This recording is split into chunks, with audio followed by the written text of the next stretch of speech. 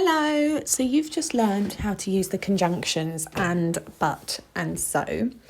But if you want to use some more conjunctions, there are two more that you can learn. One of those is or.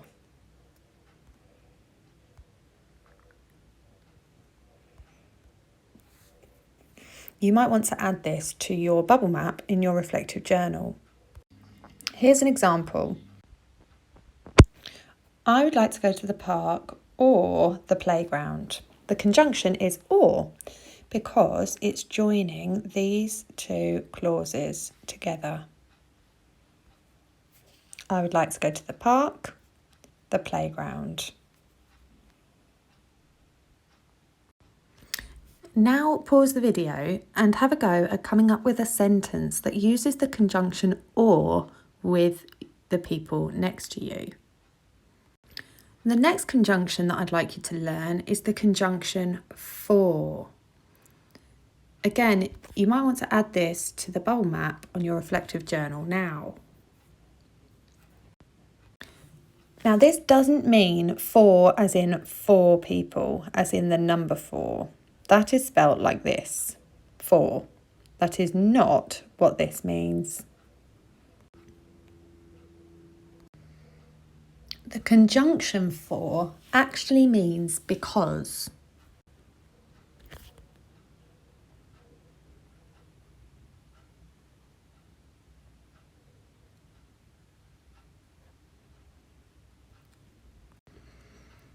So for example, if we were going to use the conjunction for, we would have to explain why something happened.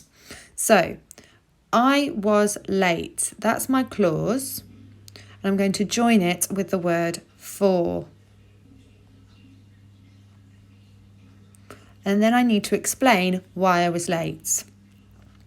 So one of the reasons I could have been late might have been that my alarm clock didn't go off. So I might put my alarm clock failed. Okay. So the sentence would read, I was late for my alarm clock failed. The conjunction is for. If my clause was I stopped running and I wanted to explain why, I could say for, and then I'll explain why I stopped running. For I was getting tired. I stopped running for I was getting tired. The conjunction is for. And the clauses are I stopped running. I was getting tired. Have a go at using the word for in a sentence, making sure it's the conjunction that means because. With your partners, off you go. Do you remember this part of the story? Well, said Claire, there was a huge hungry crocodile and it came clambering out of the canal as I passed by, and it tried to pull me into the water because it wanted to eat me. I crammed a piece of wood in its jaws and it was so cross that it knocked me over with its tail, and that's how I got my bad knee. What I want you to do is rewrite that and try and use the conjunctions for and or as well. So let me see if I can get you started. Well, said Claire.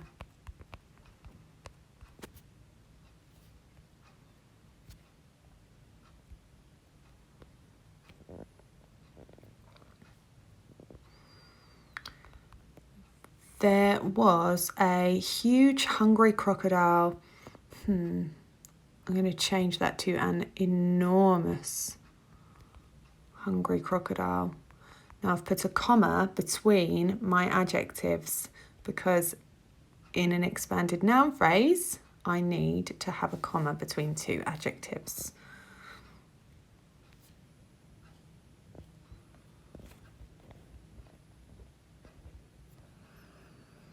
There was an enormous hungry crocodile and it came clambering out of the water,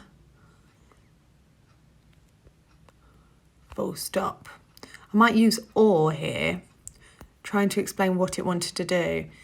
It either wanted to eat me or it wanted to take me away somewhere. Full stop. So already I've used, if I reread what I've already written,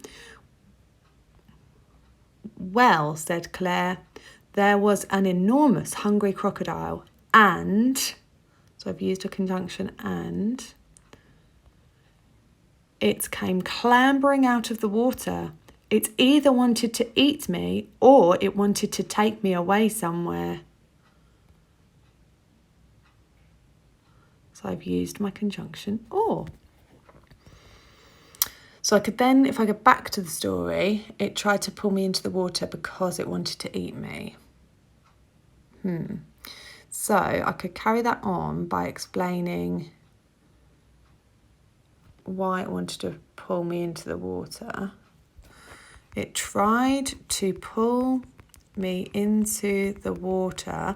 Instead of using because, I'm going to use the new conjunction I've learned, which is for. Good. For it wanted to. Now, I don't want to say eat me because I've said here that it either wanted to eat me or take me away somewhere. So it tried to pull me into the water for it wanted to. Can you finish the sentence off with your partner now?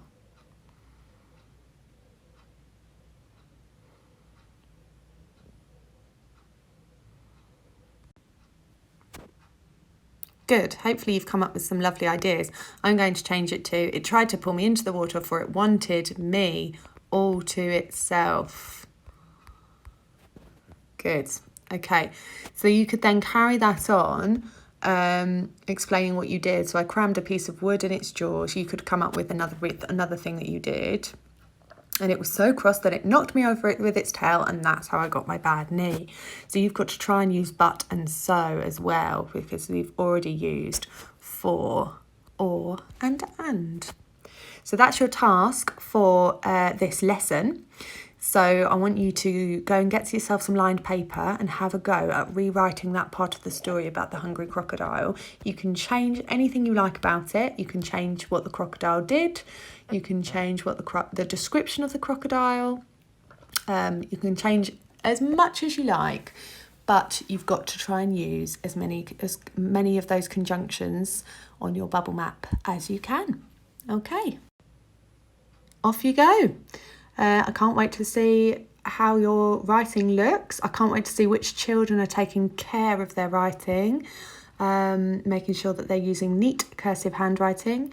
You're thinking carefully about what you're writing before you write it down, and you're taking care with your punctuation and your spelling as well. Can't wait to see what you accomplish.